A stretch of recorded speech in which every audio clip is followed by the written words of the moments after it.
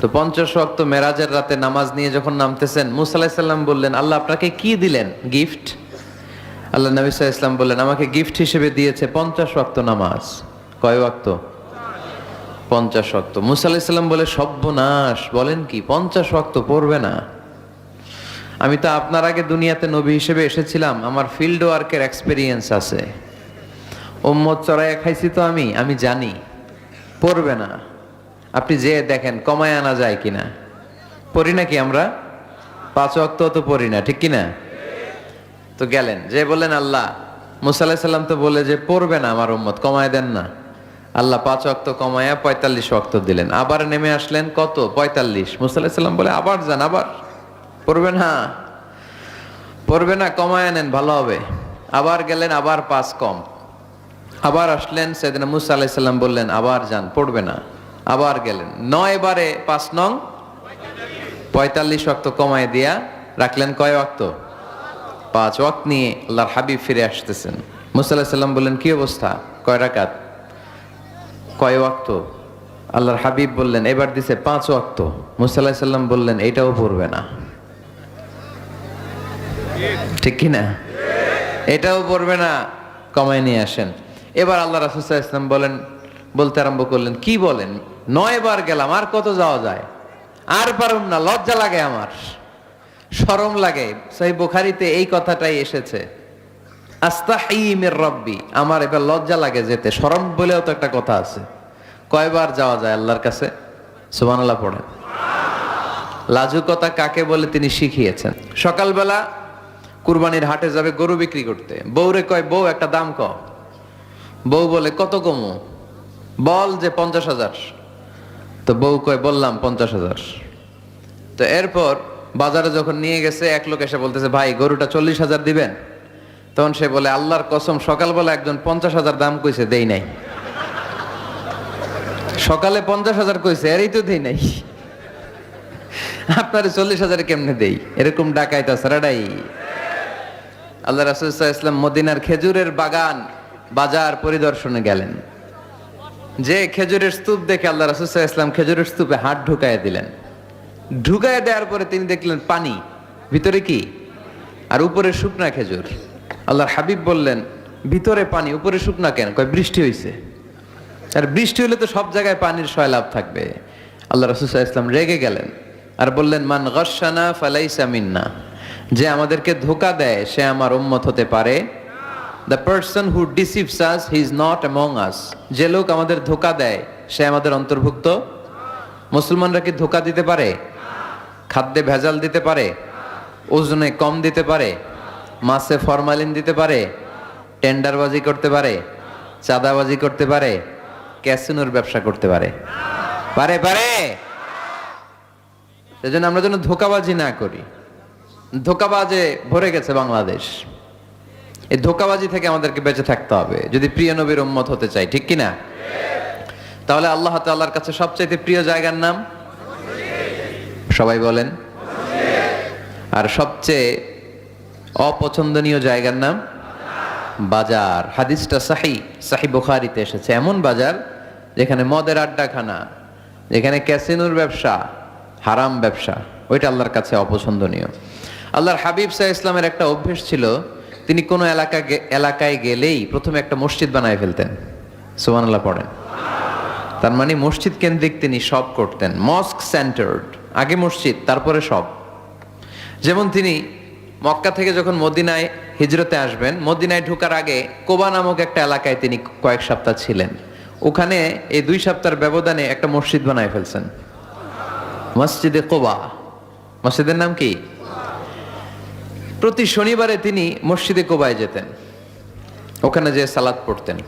এবং আল্লাহর হাবিব বলেছেন, কেউ যদি, আপনারা যখন মদিনা শরীফে যাবেন, শনিবারে যদি কেউ সকালবেলা আপনারা যে কোবা মসজিদে যে অজু করে, ঘর থেকে অজু করে যে 2 রাকাত সালাত পড়েন, তাহলে উমরা করলে, একটা মাকবুল উমরা করলে যেই সওয়াব, ওই সওয়াব আল্লাহ আমলনামায় দিয়ে দিবেন। কোবা থেকে তিনি মাইগ্রেট করলেন মদিনায়। মদিনাতে যেও তিনি একটা মসজিদ প্রতিষ্ঠা করলেন। মসজিদটার নাম সবাই বলেন, মসজিদে নববী। আল্লাহ রাসূল সাল্লাল্লাহু আলাইহি ওয়াসাল্লাম খুব চমৎকার লোকেশন বাছাই করতে পারতেন। লোকেশন, তিনি দেখলেন কোথায় করলে ভালো হয়, কোথায় কোথায় কোথায়, খুঁজতে খুঁজতে এমন জায়গাটা পছন্দ হলো, সেখানে ছিল পুরাতন খেজুরের বাগান, ধ্বংসাবশেষ, আর ছিল মুশরিকদের কবর। আল্লাহর হাবিব বললেন, মুশরিকদের কবরগুলোরে হাড্ডি আর কঙ্কাল সহ উঠায় ফেলো, উঠে আরেক জায়গায় দাফন করো। সুবহানাল্লাহ পড়েন। খেজুর গাছগুলো কেটে সমান করো, ধ্বংসাবশেষ ভেঙে মাটির সাথে গুড়িয়ে দাও, এখানে হবে আমার মসজিদ। স্থাপিত হলো মসজিদে নববী। সুবহানাল্লাহ পড়েন।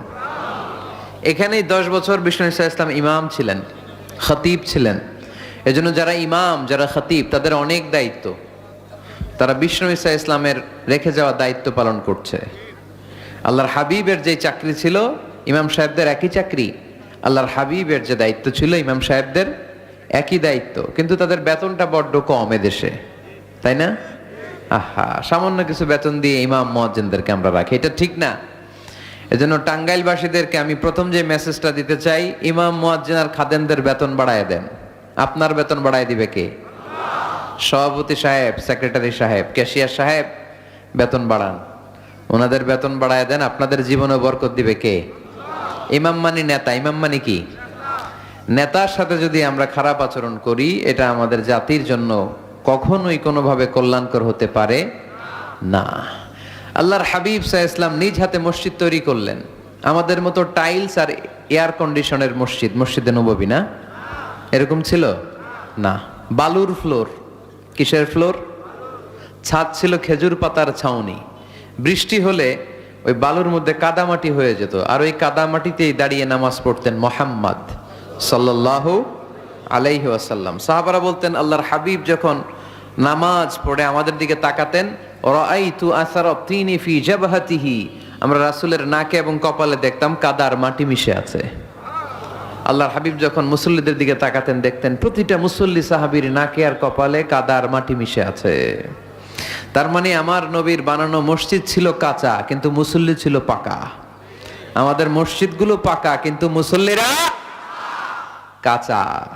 পাকা মুসল্লি হইতে হবে, মসজিদকে আবাদ করতে হবে। কি করতে হবে? আওয়াজ করে বলেন, কি করতে হবে? আমরা মিলে, সবাই মিলে যেন মসজিদকে আবাদ করি, আমরা যেন মসজিদ নির্মাণ করি, সবাই যেন মসজিদ আবাদে অংশগ্রহণ করে। এজন্য আল্লাহ বললেন, ইন্নামা ইয়া'মুরু মাসাজিদাল্লাহি মান আমানা বিল্লাহি ওয়াল ইয়াউমিল আখির ওয়া আকামাস সালাতা ওয়া আতাজ যাকাতা ওয়া লাম ইয়াখশা ইল্লাল্লাহ فعسى أولئك أن يكونوا من المهتدين সুবহান আল্লাহ পড়েন। নিশ্চয়ই মসজিদ আবাদ করে তারা যারা আল্লাহয় বিশ্বাস করে, আখিরাতে বিশ্বাস করে, সালাত কায়েম করে, যাকাত আদায় করে, আল্লাহ ছাড়া কাউরে ভয় পায় না। এই 5টা কাজ যারা দুনিয়ার বুকে করে, তারাই হলো আল্লাহর জমিনে মসজিদের আবাদকারী। ঠিক কি না? ফাআসা উলাইকা আন ইয়াকুনু মিনাল মুহতাদিন, আশা করা যায় এরাই হলো হেদায়েত প্রাপ্তদের অন্তর্ভুক্ত। সুবহানাল্লাহ পড়েন। এদের কাছে আল্লাহর হেদায়েত আছে। 5টা গুণ আর কোয়ালিটিস থাকবে যারা মসজিদের আবাদ করবে। 1 নম্বর গুণ, মসজিদের আবাদকারী যারা হবে তারা বিশ্বাস করবে একজনকে, তিনি কে? আবার তাদের 2 নম্বর গুণ, তারা আখিরাতে বিশ্বাস করবে। মসজিদ যারা আবাদ করবে তাদের 3 নাম্বার গুণ, তারা মসজিদে যে জামাতে সালাত আদায় করবে। ঠিক কিনা? মসজিদ আবাদ করে কিন্তু মসজিদে যায় না, এরকম আছে না নাই? মসজিদের সভাপতি যায় না মসজিদে, সেক্রেটারি যায় না, ক্যাশিয়ার যায় না, আছে না নাই? তো এটা কি আবাদ করলেন আপনি? আপনি সভাপতি, আপনার তো আরো আগে যাওয়া দরকার। যাবেন মসজিদে, আপনি সেক্রেটারি, আপনি যাবেন মসজিদে, যাবেন যে নামাজ পড়বেন। আপনি ক্যাশিয়ার, কোষাধ্যক্ষ, যান না কেন আপনি মসজিদে? আপনি যদি মসজিদ আবাদকারী হতে চান, রব্বে কারিমের খাতায় মসজিদ আবাদকারীদের সাথে নিজের নামটা টুকে নিতে চান, তাহলে মসজিদে যান। ঠিক কিনা? এজন্য আল্লাহ বললেন, মসজিদ আবাদকারী তারা যারা আল্লাহর উপর ঈমান আনে, আখিরাতের প্রতি ঈমান আনে, তারা মসজিদে যায়, মসজিদে যে সালাত কায়েম করে। কি করে? সালাত কায়েম করো, হো সালাত কায়েম করো, হবে সম্মানী তুমি, হবে জান্নাতি তুমি, হবে সম্মানী তুমি, হবে জান্নাতি তুমি। দিবে কাল হাসরে শীতল ছায়া আরশে আজিম, রব্বিয়াল আলা রব্বিয়াল আযীম, রব্বিয়াল আলা রব্বিয়াল আযীম। সুবহানাল্লাহ পড়েন। আউয়ালু মা ইউহাসাবু বিহিল আবদু ইয়াউমাল কিয়ামাতি আস-সালাহ। কিয়ামতের দিন সর্বপ্রথম যে জিনিসটার হিসাব আল্লাহ নেবেন সেটা কি? সালাত। কুরবানির গোশতের সাথে যেটা খায়, তাই না? সালাত মানে নামাজ। এই নামাজের হিসেবটা সর্বপ্রথম আমাদের কাছ থেকে চাইবে কে? আপনার আমলনামার এই হিসেব যদি আপনার জন্য কিয়ামতের দিন সহজ হয়ে যায়, পুরো আমলনামাটারে সহজ করে দিবে কে? আর এই সালাতের হিসাবে যদি গন্ডগোল লাগে, সব গন্ডগোল লাগায় দিবে কে? এজন্য আল্লাহ বললেন, মসজিদের আবাদকারী তারা যারা আমার উপরে বিশ্বাস রাখে, আখেরাতে বিশ্বাস রাখে, সালাত কায়েম করে, যাকাত আদায় করে, আল্লাহ ছাড়া কাউকে তারা ভয় পায় না। ওয়ালাম ইয়াখশা ইল্লাল্লাহ, আল্লাহ ছাড়া কাউকে তারা ভয় পায় না। তাদের হৃদয়ে ভয় থাকে একজনের, তিনি কে?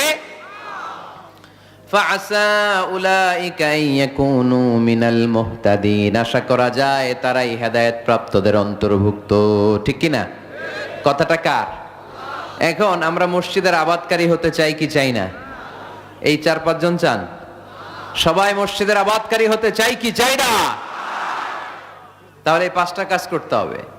আল্লাহর উপর বিশ্বাস, আখিরাতে বিশ্বাস, মসজিদে যে সালাত আদায়, যাকাত আদায়, আর হৃদয়ে আল্লাহর ভয় ছাড়া আর কারো কোনো ভয় থাকতে পারবে না। তাহলে আমরা সবাই মসজিদ আবাদ করতে চাই। টাঙ্গাইলের ভাইরা আজকে আমাকে বললো যে মসজিদ নাকি আজকে আপনারা আবাদ করবেন। রাজি আছেন তো সবাই?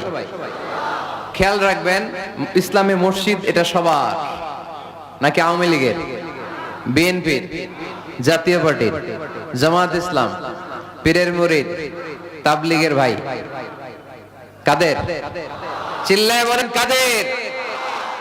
অনেক জায়গায় দেখেন মসজিদ বানায় আহলে হাদিস জামে মসজিদ। কেন আহলে হাদিস জামে মসজিদ হবে কেন? আবার অনেক জায়গায় হানাফি জামে মসজিদ। কেন? সমস্যা কি আপনাদের? ভাগ করেন কেন? আল্লাহ রাসূল আসছে মিলাইতে, আমরা খালি কোপায়া কোপায়া ভাগ করে দেই। না, ভাগ করবেন না, সবাইরে সব মসজিদে ঢুকতে দিবেন। আহলে হাদিসের ভাইরা হানাফি ভাইদের সাথে মসজিদে সালাত পড়বে। হানাফি মাযহাব যারা মানে তারা আহলে হাদিসের ভাইদের সাথে সালাত আদায় করবে। ঠেলাঠেলি আছে? কাবা ঘরের সামনে কেউ এইভাবে বুকে বাঁধে, আল্লাহু আকবার, এইভাবে দেখছেন না? কেউ এইভাবে, আবার হানাফিরা এইভাবে। মালিকিদের কিছু লোক আছে এরা বাঁধেই না, এমনি ছেড়ে রাখছে। কি করবি কর, বাঁধনো না এইভাবে। হ্যাঁ, করে কিছু করারও নাই, এরা ছেড়ে দিয়ে নামাজ পড়ে। তো আল্লাহর ঘর এখানে, প্রতিটা নবীর পদ ধুলি লেগেছে যেই মক্কায়, প্রিয় হাবিবের শ্বাস প্রশ্বাস এখনো মিশে আছে এই কাবা ঘরে। আল্লাহর ঘর কাবা বাইতুল্লাহ, ওখানে দাঁড়িয়ে কেউ এখানে, কেউ এখানে, কেউ এখানে, কেউ বাদেই না, কেউ আমিন জোরে, কেউ আস্তে। কোনো ঠেলাঠেলি আছে? তো বাংলাদেশে ঠেলাঠেলিটা আনলো কে? কেন এই ঠেলাঠেলিটা করেন? কথা কি বুঝেন? ঠেলাঠেলির দিন শেষ, ঐক্য গড়ার বাংলাদেশ। চিল্লায় বলো ঠিক কিনা? আমরা ঐক্য চাই। অনেক ভুল বুঝানো হয়েছে আমাদেরকে, অনেক ন্যারো মাইন্ডেড বানিয়ে রাখা হয়েছে। সংকীর্ণতার দিন শেষ, পরিবর্তন হতে শুরু করেছে। মানুষ এখন অনেক চালাক। জনগণের ধোকা দেওয়া, তাওহীদপন্থী মুসলমানদের গোজামিল দিয়ে বুঝ দেওয়ার দিন শেষ। জোরে বলেন ঠিক কিনা? যেটা বলবেন কোরআন সুন্নাহর আলোকে বলবেন। ইসলাম এসেছে মিলানোর জন্য, তা আপনি পিস পিস করেন কেন? আল্লাহ আপনারা পিস পিস করে ফেলবে। সবাই ভাই ভাই, মসজিদ সবার। 60 জন খ্রিস্টান পাদ্রী নাজরান থেকে এসেছে আল্লাহর হাবিবের সাথে দেখা করতে। জায়গা নাই, কই বসতে দিবে? কোনো জায়গা না পেয়ে 60 জন খ্রিস্টানের জন্য আল্লাহর হাবিব সাল্লাল্লাহু আলাইহি ওয়াসাল্লাম মসজিদে নববীর দরজা খুলে দিয়ে খ্রিস্টানদেরকে মসজিদে ঢুকতে দিয়েছেন। মসজিদে নববীতে খ্রিস্টান ঢুকতে পারে, আর আমাদের আহলে হাদিস মসজিদে হানাফি ভাইরা ঢুকতে পারে না। হানাফি ভাইদের মসজিদে আহলে হাদিসের ভাইরা ঢুকতে পারে না। এটা আপনি পেয়েছেন কোথায়? কেন করেন এগুলো? বাদ দিয়ে দেন। আমরা সবাই এক। চিল্লায় বলেন ঠিক কিনা? আপনারা কি ঐক্য চান নাকি কিলাকিলি করবেন? আমরা কিলাকিলি চাই, বিভেদ চাই, হিংসা চাই, আর কোন ঝগড়া মারামারি চাই? আমরা চাই ঐক্য, চিল্লায় বলেন কি চাই? আল্লাহ তুমি ঐক্য প্রতিষ্ঠার তৌফিক আমাদেরকে দান করো, আর জোরে বলে আমিন। এজন্য আল্লাহ বললেন ইন্নামা ইয়ামুরু মাসাজিদাল্লাহ, যারা আল্লাহ বিশ্বাসী, নামাজ পড়ে, যাকাত দেয়, আল্লাহরে ভয় করে, তারাই মসজিদের আবাদ করে। উমরানুল মাসাজিদ, কেমন করে মসজিদের আবাদ করবেন? এক নাম্বার, মসজিদ নির্মাণের মাধ্যমে মসজিদের আবাদ হয়, ঠিক কি না? আল্লাহর হাবিব বললেন মান বানা লিল্লাহি বাইতান মিন মালিহি বানাল্লাহু লাহু বাইতান ফিল জান্নাহ। নিজের অর্থ ব্যয় করে যে দুনিয়ার বুকে মসজিদ বানায়া দেয়, আল্লাহ তার জন্য জান্নাতে ঘর বানায়া দেয়। ইন্না মিম্মা ইয়ালহাকু আল মুমিনু মিন হাসানাতিহি বা'দা মাউতিহি, মৃত্যুর পরে কোন মানুষ যে সওয়াবগুলো অটোমেটিক সব সময় ধারাবাহিকভাবে পেতে থাকে, তার মধ্যে একটা হচ্ছে দুনিয়াতে সে যদি কোনো মসজিদ বানিয়ে যায়, তার পার্সেন্টেজ সওয়াব যতদিন এই পৃথিবী থাকবে ততদিন আপনার আমলনামায় ওই সওয়াবের পার্সেন্টেজ পাঠিয়ে দিবে কে? তার মানে মসজিদ আবাদের এক নাম্বার পদ্ধতি মসজিদ বানানো, মসজিদ আবাদের দুই নাম্বার পদ্ধতি বারবার মসজিদে যাওয়া, মসজিদে যে জামাতে সালাত আদায় করা। মসজিদের সাথে সম্পর্কের দরকার আছে না নাই? মসজিদে যে জামাতে সালাত আদায় করা, সালাতুল জামাআ তাফদুলু সালাতাল ফাজরি বি27 দারাজা। একা নামাজ পড়লে যেই সওয়াব, মসজিদে যে জামাতে পড়লে 27 গুণ সওয়াব হয়ে যায়। এজন্য জামাতে সালাত পড়বেন তো। তার মানে এক নম্বরে পেলাম মসজিদ বানানো, দুই নম্বরে পেলাম মসজিদে যে জামাতে নামাজ পড়া, তিন নম্বরে মসজিদের সাথে হৃদয়টারে ঝুলিয়ে রাখা। মসজিদের সাথে হৃদয়টা ঝুলে থাকবে। 7 শ্রেণীর ব্যক্তিকে আল্লাহ তাআলা কিয়ামতের দিন আরশের নিচে ছায়া দিবে। এর মধ্যে এক শ্রেণীর ব্যক্তি ওই ব্যক্তি যে ব্যক্তির হৃদয়টা সবসময় মসজিদের সাথে ঝুলে থাকে, লেগে থাকে। জোহরের নামাজ পড়ে খালি টেনশন, কিরে আসরের সময় কখন হবে। আসর পরে চিন্তা করে মাগরিবে আমি কই থাকবো, তখন মসজিদ থাকবে কই, নামাজটা হবে কিনা। মাগরিব পড়ার পরে একটাই চিন্তা, ঘুমের আগে এশাটা যেন ঠিক মতো হয়, ঠিক কিনা? এরকম মুসল্লি আছে না নাই? আল্লাহর হাবিব বললেন যারা সব সময় হৃদয়টারে মসজিদের সাথে এইভাবে লাগিয়ে রাখে, আরশের নিচে তাদেরকে সেদিন ছায়া দিবে কে? আল্লাহর আরশের ছায়া ছাড়া ওই দিন আর কোনো ছায়া থাকবে নাকি? আকাশের সূর্য মাথার কাছে নেমে আসবে, জমিনটারে তামার জমিন বানিয়ে দেওয়া হবে, জিহ্বাটা তৃষ্ণার চোটে বের হয়ে নাভি পর্যন্ত কুকুরের মতো ঝুলতে থাকবে। মানুষগুলো চিৎকার মারবে, কোনো ছায়া নাই আরশের ছায়া ছাড়া। ওই আরশের ছায়ার নিচে ওই ব্যক্তিকে আল্লাহ ছায়া দিবেন যার হৃদয়টা মসজিদের সাথে লেগে থাকে, সবসময় মসজিদের সাথে মনটা পড়ে থাকে। এরকম আছে না নাই? মসজিদে বারবার যেতে চায়। মসজিদে যাওয়ার জন্য যতগুলো কদম ফেলবেন, প্রতিটা কদমে আপনার মর্যাদা এক স্ট্যাটাস, এক তলা বাড়ায় দেয় কে? গুনাহগুলো মাফ করে দেয় কে? আবার মসজিদে যদি কোনো দ্বীনি হালাকায় বসেন, আল্লাহর রহমত চারদিক থেকে আপনারে বেষ্টন করে ফেলে, আল্লাহর ফেরেশতারা আপনাদের জন্য দোয়া করতে থাকে। তাহলে মসজিদ আবাদের এক নাম্বার নমুনা হলো মসজিদ বানানো। মসজিদকে আবাদ করার দুই নাম্বার নমুনা হলো মসজিদে জামাতের সাথে সালাত আদায় করা। মসজিদ আবাদের 3 নাম্বার নমুনা হলো হৃদয়টা মসজিদের সাথে ঝুলিয়ে রাখা। মসজিদ আবাদের 4 নাম্বার নমুনা হলো নিজ হাতে মসজিদকে পরিষ্কার পরিচ্ছন্ন রাখা। মসজিদ ঝাড়ু দিচ্ছেন কে কে? দেখি হাত তোলেন। প্রত্যেকদিন দেন? আলহামদুলিল্লাহ, আলহামদুলিল্লাহ। এটা সাইয়েদনা ইব্রাহিম আলাইহিস সালাম আর ইসমাঈল আলাইহিস সালামের ডিউটি ছিল। ডিউটিটা দিছিল কে? চিল্লায় বলেন কে? আল্লাহ বললেন তাহিরা বাইতিয়া লিত-তাইফিনা ওয়াল আকিফিনা ওয়ার রুকআইস সুজুদ। মসজিদেরি ঝাড়ু বারদার ও কামারে হাত, শোনো আমারে মুনাজাত। পড়েন, শোনো শোনো ইয়া ইলাহি আমারে মুনাজাত, শোনো আমারে মুনাজাত। পড়েন আমিন। খাদেম ঝাড়ু দিল কিনা? মসজিদের ফ্লোর মুছলো কিনা? মুয়াজ্জিন হুজুর মসজিদ ঝাড়ু দিল কিনা? মসজিদে বালু আছে কিনা? সবাই যে চেক করে। দায়িত্ব কি শুধু খাদেম আর মুয়াজ্জিনের কাঁধের উপরে নাকি আমাদের কাঁধেও মসজিদ পরিচ্ছন্ন রাখার দায়িত্ব আছে? দুইজন নবীকে আল্লাহ বললেন। সাইয়েদনা ইব্রাহিম, যাকে উপাধি দিয়েছেন আল্লাহ খালিল, আমার মসজিদ পরিষ্কার করো, বাপ বেটা মিলে ঝাড়ু দাও। সাইয়েদনা ইসমাইল ইব্রাহিম মসজিদ ঝাড়ু দিতে পারলে আপনি কোন লাট সাহেব হয়েছেন? কি হয়ে গেছেন আপনি? মনে জ্বালা, যন্ত্রণা, ঘরে মারামারি, শান্তি নাই, মসজিদে চলে যান, মসজিদ মুছে দেন, একটু ঝাড়ু দিয়ে দেন, আপনার ঘরের সব অশান্তিরে শান্তি বানায় দিবে কে? মনের জ্বালা যন্ত্রণা দূর করে দিবে কে?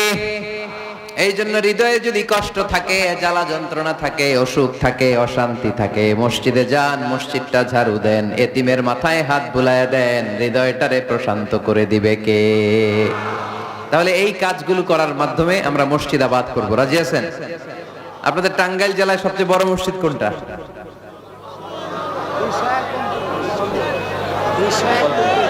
201 গম্বুজ। কই এটা? গোপালপুর, ঝাওয়াইল গোপালপুর। কে করছে এটা? কে বানাইছে? ও, ইসলামিক ফাউন্ডেশনের কর্মকর্তা রফিকুল ইসলাম। কি করে? বেঁচে আছে? আজকের এই মাহফিলের পক্ষ থেকে ওনাকে জানাই সশ্রদ্ধ সালাম। যাবো ইনশাআল্লাহ। তো এরকম ভালো ভালো মসজিদ, সুন্দর মসজিদ বাংলাদেশে হোক, আমরা চাই না? সবাই চান? তো চাই, আওয়াজটা এতটুকু। এরকম সুন্দর মসজিদ এদেশে আরো নির্মিত হোক, চাই কি চাই না? মসজিদে আমরা যাব, মসজিদে আমরা আবাদ করব। মসজিদ নিয়ে আজকে অনেক কথা আছে, কেউ উঠবেন না, মজার কথাগুলো শেষে রেখে দিছি। যারা উঠবেন এদের মিস। উঠবেন না, বসেন। মসজিদে যে আমরা যাব, কিছু আদব মেনটেন করে যেতে হবে, ঠিক কিনা? ওযু ছাড়া ঢোকা যাবে? ওযু নিয়ে ঢোকার দরকার আছে না নাই? আবার আল্লাহ বললেন, ইয়া বানি আদম খুযু যিনাতাকুম ইনদা কুল্লি মাসজিদ। ও বনি আদম, মসজিদে যখন নামাজ পড়তে যাও, সবচেয়ে ভালো কাপড়গুলো গায়ে দিয়ে যাও। আদেশটা কার? কিন্তু আমরা যখন মসজিদে ঢুকি, সবচেয়ে সিরা পাড়াটা পরে ঢুকি, আছে না নাই? পুরান দুরান ছিঁড়া পাড়া, যেটা আর চলে না ওইটা গায়ে দেয়া যায়। আর বিয়ের অনুষ্ঠানে, সুন্নাতে খাতনা, পহেলা বৈশাখ, এসো হে বৈশাখ তোমারে আদর করি, 31st নাইটে যখন প্রোগ্রামে যাই, বিশ্ব ভালোবাসা দিবসে যখন ভালোবাসা করতে যাই, তখন সুন্দর সুন্দর পাঞ্জাবি আছে না নাই? তখন নতুন জামা। বিশ্ব ভালোবাসা দিবস আসতেছে, ওইটা কি দিবস? বেহায়া দিবস। আহা, আমার কিশোরগঞ্জে মাহফিল ছিল গত বছর এই ভালোবাসা দিবসের দিন। দেখি সবগুলার হাতে গোলাপ ফুল। গোলাপ ফুল শেষ, পুরো কিশোরগঞ্জের সব গোলাপ ফুল শেষ। ফুলের দোকানে যাই দেখলাম কিচ্ছু নাই, কয় হুজুর গত রাতেই শেষ। বিশ্ব বেহায়া দিবস, এগুলোর সাথে আমাদের কোনো সম্পর্ক নাই। আমাদের সবচেয়ে ভালো জামাটা আমরা মসজিদে পরে যাব। আমরা দুনিয়ার কাউরে দেখাতে চাই না, আমরা যা করি দেখাতে চাই একজনকে, তিনি কে? তাহলে মসজিদের প্রথম আদব, ওযু করে ঢুকবো। 2 নাম্বার আদব, সবচাইতে ভালো জামাটা গায়ে দিয়ে মসজিদে ঢুকবো। 3 নাম্বার, ঢোকার সময় বাম পা দিয়ে ঢুকবো। কোন পা? আর বের হওয়ার সময় শুনেই বললেন, মসজিদে যখন ঢুকবে এই দোয়াটা পড়ো, আউযু বিল্লাহিল আযীম ওয়া বিওয়াজহিল কারীম ওয়া সুলতানিহিল কদীম মিনাশ শাইতানির রাজীম। এই 4টা শব্দ দিয়ে এই দোয়াটা যে পড়বে, এই দোয়াটা পড়ার সাথে সাথে শয়তান চিৎকার মারে আর ঘোষণা দেয়, আজকের দিনের জন্য আমার ওয়াসওয়াসা থেকে তুই মুক্ত হয়ে গেলি। আফসোস করে শয়তান বলে, তোরে তো আর কিছু করা গেল না, তোর উপরে আর কোনো খবরদারি নাই, আজকে সারা দিনের জন্য তোর রবের কাছ থেকে তুই প্রোটেকশন পেয়ে গেলি, আজকে শেষ, কালকে ধরবো তরে, কালকে ধরবো, আজকে শেষ। এই জন্য এই দোয়াটা পড়বেন, আউযু বিল্লাহিল আযীম ওয়া বিওয়াজহিল কারীম ওয়া সুলতানিহিল কদীম মিনাশ শাইতানির রাজীম। এই রেকর্ড হইতেছে ইউটিউবে, শুনে নিন, এটা পড়বেন। এরপরে নবীর একটা সালাম দিবেন, আসসালামু আলাইকা আইয়ুহান নবী ওয়া রাহমাতুল্লাহি ওয়া বারাকাতুহু। তারপরে ডান পা দিয়ে ঢুকবো আমরা। মসজিদে ঢোকার সময় কোন পা? সবাই বলেন আরো জোরে, মনে থাকবে? ভুল হবে না তো? আর ডান পা দিয়ে পড়বো আল্লাহুম্মা ইফতাহলি আবওয়াবা রাহমাতিক, ও আল্লাহ তোমার রহমতের দরজা আমার জন্য খুলে দাও। পড়ে না আমিন। আর যখন বের হব তখন বাম পা দিয়ে বেরোবো। কোন পা? সবাই বলেন, মনে থাকবে? ছেলে মেয়েদেরকে শিখানো যাবে? বাচ্চারা কি শিখাবেন?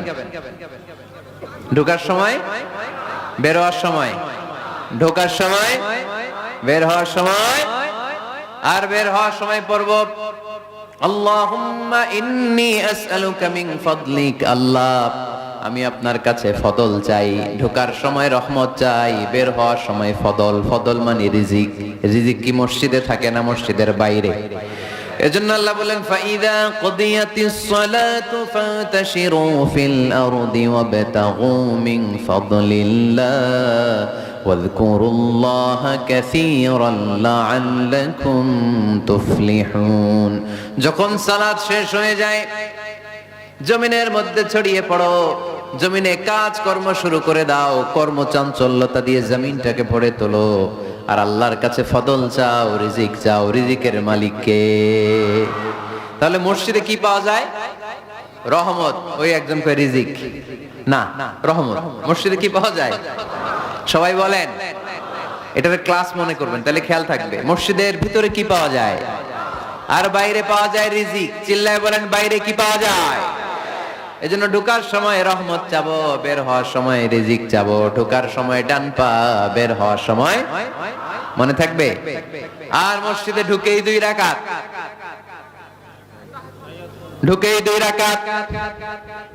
দুখুলুল মসজিদ, তাহিয়াতুল মসজিদ, তাহিয়াতুল উযু, যেই নাম দেন। ওযু করলেই মসজিদে ঢুকলেই, মনে থাকবে? বলে যাবেন তো আপনারা, খেয়াল থাকবে? মসজিদে ঢুকলেই 2 রাকাত পড়তেন বিশ্বনবী মুহাম্মদ সাল্লাল্লাহু। বিশ্বনবী জুমার খুতবা দিচ্ছেন, হঠাৎ এক সাহাবী খুতবা চলাকালীন সময়ে মসজিদে ঢুকেই বসে পড়লেন। বিশ্বনবী বললেন দাঁড়াও। নিজের খুতবা বন্ধ করে দিয়ে সাহাবীরে বললেন দাঁড়াও, 2 রাকাত পড়েছো নাকি? সাহাবী বলে পড়ি নাই। বিশ্বনবী বললেন তাড়াতাড়ি করে চটজলদি করে 2 রাকাত পড়ে নাও। খুতবা, জুমার খুতবা চলতেছে, খুতবা থামিয়ে দিয়ে খুতবার নিরবিচ্ছিন্নতাকে ভঙ্গ করে আল্লাহর হাবিব সাল্লাল্লাহু আলাইহি ওয়াসাল্লাম 2 রাকাত পড়তে বললেন। এটা খুবই জরুরি, পড়বেন, খুতবা চলাকালীনও পড়বেন। যদিও আমাদের দেশের অনেক জায়গায় এটার সুযোগ দেয় না, বলে যে লাল বাতি জ্বলন্ত অবস্থায় নামাজ পড়া নিষেধ। নিজেরা বানাইছে এই নিষেধ, তো পড়তে না দিলে বারান্দায় পড়েন, যেহেতু খুতবা শোনারও গুরুত্ব আছে। হানাফি মাযহাবে খুতবাটারে ওয়াজিব বলে, খুব গুরুত্ব দেয়। এজন্য বলে যে এটা বেশি গুরুত্বপূর্ণ ওই নামাজের চেয়ে। এটা হচ্ছে ওনাদের দলিল, কিন্তু ওই দলিলটা বেশি শক্তিশালী যে মসজিদে ঢুকেই 2 রাকাত পড়তে হয়, ঠিক কি না? এজন্য মসজিদে ঢুকেই আমরা 2 রাকাত পড়ব। তাহলে প্রথমে ওযু করে নিলাম, সুন্দর জামা পরলাম, ডান পা দিয়ে মসজিদে ঢুকলাম, ঢুকেই 2 রাকাত পড়লাম। এই সবগুলো আদেশ বিশ্বনবী আমাদের জন্য দিয়েছে, ঠিক কি না? আবার বিশ্বনবী নিষেধ করেছে কবরের উপর যেন কখনো কেউ মসজিদ না বানায়। লাআনা রাসূলুল্লাহ সাল্লাল্লাহু লাআনাতুল্লাহি আলাল ইয়াহুদ ওয়ান নাসারা ইত্তাখাযু কুবুর আমবিয়াইহিম মাসাজিদা। আল্লাহ তাআলা ইহুদি নাসারাদের উপর লানত দিয়েছে। কি দিয়েছে? লানত। কারণ তারা তাদের নবীদের কবরের উপরে মসজিদ বানায় ওইখানে নামাজ পড়ে। কবরস্থানে নামাজ পড়া যায়? কবরের উপরে নামাজ পড়া যায়? বাংলাদেশে আছে না নাই? ছোট্ট এতটুক মসজিদ, 2 কাতারের এত বড় কবরস্থান। ইয়া লাল শালু, নীল শালু, আগরবাতি আর গোলাপ জলের গন্ধে ঢোকা যায় না, আছে না নাই? ওখানে যে আগরবাতি জ্বালায় দেয়, গোলাপ জল ঢেলে দেয়, আছে না নাই? কবরস্থানে বা মাজারে কেন মোমবাতি দেয় মানুষ আমি জানি না। যিনি কবরে শুয়ে আছেন ওনার কাছে কি আলো যায়? মোমবাতির আলো। তো ওনারে দিবেন কেন? এটা তো যে সমস্ত ঘরে এখনো ইলেকট্রিসিটি পৌঁছে নাই, বাচ্চারা পড়াশোনা করতে পারে না, এদের ঘরেই না আপনি মোমবাতি দিবেন। তাহলে আপনার বাবার কবরটারে আলো দিয়ে ভরে দিবে কে? মাজারে যে অনেকে টাকা দেয়, মানত করে, মাজারে টাকা দেয়া যায় না, মানত করা যায় না, মানত করতে হয় একজনের নামে। চিল্লায় বলেন তিনি কে? খবরদার, এগুলো থেকে সাবধানে থাকতে হবে। মাজার জিয়ারত করা সুন্নাহ, কবর দেখলেই সালাম দেয়া সুন্নাহ, জিয়ারত করা সুন্নাহ। এর জন্য দোয়া চাইবেন, নিজের জন্য আল্লাহর কাছে দোয়া চাইবেন, এর জন্য দোয়া করবেন, নিজের জন্য দোয়া করবেন। কিন্তু মাজারে পড়ে থাকা লোকটার কাছে কিছু চাওয়া যায়? আল মাইয়িতু ফিল কবর কাল গরীকি ফিল বাহর, সাঁতার না জানা ব্যক্তি সাগরে পড়লে যেরকম অসহায়, কবরে শুয়ে থাকা ব্যক্তিটা তার চেয়েও বেশি অসহায়। সে আপনার জন্য কি করবে? আপনি তার জন্য দোয়া করলে সে কিছু পাবে। সে আপনার কিছু করাই দিতে পারবে? করতে পারে একজন, তিনি কে? চিল্লায় বলতে হবে, তিনি কে? কেউ ফিরে না খালি হাতে, আল্লাহ রে তোর দরবারেতে, ঠিক কিনা? পড়েন সবাই, কেউ ফিরে না খালি হাতে, আল্লাহ রে তোর দরবারেতে। এজন্য কবর কেন্দ্রিক কোনো মসজিদ নাই। আগে মসজিদ, পরে হবে কবর। যেমন বিশ্বনবী আগে তৈরি করেছেন মসজিদে নববী, তার পাশে হয়েছে বিশ্বনবীর কবর, তার বাম দিকে হয়েছে বাকিউল গারকাত, বাকি কবরস্থান মাকবারাতুল বাকি, যেখানে বিশ্বনবীর স্ত্রীরা শুয়ে আছেন, সাহাবারা শুয়ে আছেন রাদিয়াল্লাহু তাআলা আনহুম ওয়া আনহুন্না। তাহলে আগে হবে মসজিদ, তারপরে কবর। কবর কেন্দ্রিক কোন মসজিদ বানানো যাবে? মনে থাকবে এটা? টাঙ্গাইল এরকম আছে যে আগে কোন আল্লাহর ওলির কবর ছিল, এর উপরে বিশাল মসজিদ বানাই দিয়েছে, আছে?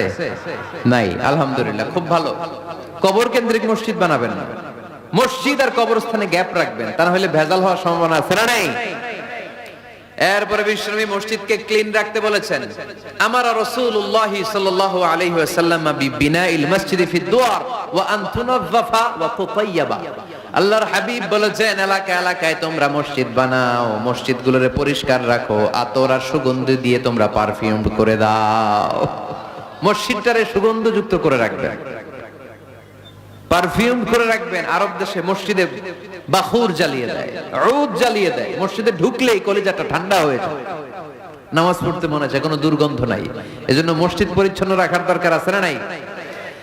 এরপরে বিষ্ণু ইসলাম বললেন, মসজিদের সর্বশেষ আদব হলো তোমরা যখন মসজিদ বানাবা, খবরদার মসজিদকে অতিমাত্রায় ডিজাইন করা যাবে না। অতিমাত্রায় ডিজাইন করা যাবে না। আমরা এতই ডিজাইন করি, কোনটা মসজিদ আর কোনটা কমিউনিটি সেন্টার চিনাই যায় না, আছে না নাই?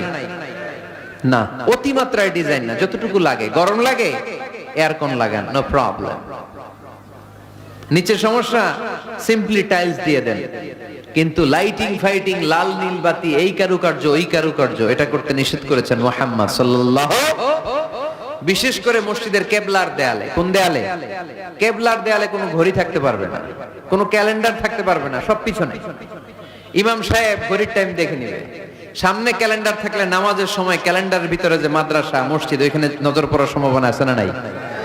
বিভিন্ন জিনিস লেখা থাকে, নামাজও পড়ি, ওইটাও পড়ি, আছে না নাই? নামাজ পড়ে কয়টা বাজলো, ঘড়ির দিকে নজর পড়ার সম্ভাবনা আছে না নাই? এই জন্য কেবলার দেয়ালটা যদি সাদা মাঠা রাখা যায় সেটাই ভালো। আপনার নজর থাকবে সেজদার দিকে। ডানে একটা নজর দিলে আল্লাহ বলে ফিরে আয়, সেজদার দিকে তাকা। আরেক দিকে নজর দিলে আল্লাহ বলে ফিরে আয়, সেজদার দিকে তাকা।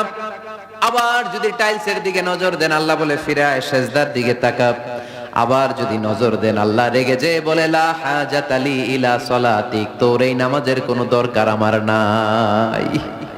যে আল্লাহ তাআলাকে খুশি করার জন্য সালাত পড়তে আসলাম, উনি যদি বলে তোর এই নামাজের দরকার আমার নাই, তো কার জন্য সালাত পড়লেন আপনি? এজন্য মসজিদের সামনের ওয়ালে যত কম ডিজাইন হওয়া যায়, ঘড়ি, ক্যালেন্ডার ইত্যাদি ইত্যাদি, লেখা জোখা, এগুলো সামনে না, এগুলো পেছনে দিতে পারলে ভালো। ইভেন জায়নামাজের মধ্যেও কাবা ঘরের ডিজাইন আছে না নাই? এটা ইহুদিদের ষড়যন্ত্র। আমরা বোকা শোকা মুসলমান, ওরা সর্বপ্রথম জায়নামাজের মধ্যে কাবা ঘরের ডিজাইন দিছে। কোন ডিজাইন? আর আমরা মুসলমানরা মনের অজান্তে নিজের কাবারে নিজে লাথি মারি। কথা বলেন, কথা বলেন। এজন্য খবরদার, কোন মসজিদের ডিজাইনওয়ালা, কোন কাবা ঘরের নমুনাওয়ালা, মসজিদুল আকসার গম্বুজলা, মসজিদে নববীর কোন গম্বুজলা জায়নামাজ আমরা কিনবো না। আমরা না কিনলে ওদের ব্যবসা শেষ, ঠিক কিনা? ফ্রেশ জায়নামাজ কিনবেন। কি জায়নামাজ? ফ্রেশ। সিম্পলি ফুল হইতে পারে, সাদা হইলে আরো ভালো। ফ্রেশ কোন মসজিদ, বিশেষ করে কাবার ডিজাইনওয়ালা তো কিনাই যাবে না। ওইটার মধ্যে দাঁড়ায় আছে ইমাম সাহেব, আছে না নাই? মনে থাকবে, মনে থাকবে। এজন্য বিশ্বনবী বললেন, মসজিদ নির্মাণ করো, মসজিদের সাথে হৃদয়টারে ঝুলিয়ে রাখো। কিয়ামতের দিন এই মসজিদের ওসিলায় জান্নাতের বাড়ি বানায়া দিবে কে? আবার বিশ্বনবী বললেন, লা তুসাদ্দুর রিহাল ইল্লা ইলা সালাসাতি মাসাজিদা। এই দুনিয়ার বুকে 3টা মসজিদের দিকে শুধু বিশেষ সওয়াবের উদ্দেশ্যে ভ্রমণ করা যায়। এই 3টা মসজিদ ছাড়া বিশেষ সওয়াবের উদ্দেশ্যে পৃথিবীর কোনো মসজিদে ভ্রমণ করা যাবে। আপনি ডিজাইন দেখতে যাইতে পারবেন। এই যে বললেন যে কি একটা হইছে 200 কত গম্বুজ, 201 গম্বুজ সুন্দর একটা বানাইছে, দেখতে যাই, যাওয়া যাবে। নামাজ পড়তে মনে চায় ওইটাই যাওয়া যাবে, কিন্তু ওইখানে বেশি সওয়াব হবে এই নিয়তে যাওয়া যাবে? You cannot say it any journey expecting special virtue except 3 mosques, the mosque of Haram, the mosque an-Nabawi, the Masjid al-Aqsa। ঠিক কি না? এই 3টা মসজিদ ছাড়া বিশেষ সওয়াবের নিয়তে পৃথিবীর কোনো মসজিদে ভ্রমণ করা যায় না, তবে দেখতে যাওয়া যায়। এটার আর্কিটেকচারাল ডিজাইন দেখার জন্য, এটার ক্যালিওগ্রাফিক্যাল ডিজাইন, এটার ইকোসিস্টেম, এটা কেমন করে করেছে, কতটুকু জায়গা, ডিজাইনটা কেমন, এটা দেখার জন্য যেতে পারবেন। কিন্তু এই 201 গম্বুজে নামাজ পড়লে সওয়াব 3 গুণ হবে, এরকম ধারণা করা যাবে? বাইতুল মুকাররমে পড়লে এত গুণ সওয়াব, এই ধারণা করা যাবে? এই যে চলে আসছে 201 গম্বুজ, আমি দেখতেছি, আপনারা পাবেন না দেখতে। আগে দেখে ফেলছেন? মাশাআল্লাহ মাশাআল্লাহ, সুন্দর। আরো কিছু পরামর্শ দিবে, এগুলো শেষে দিচ্ছি আমি। কষ্ট হইতেছে আপনাদের? জিমায় পড়তেছেন? আরো কয়েক মিনিট শুনবেন। 3টা মসজিদে নিয়ত করে যাওয়া যায়। 1 নম্বরে মসজিদে হারাম, 1 নম্বরে কি?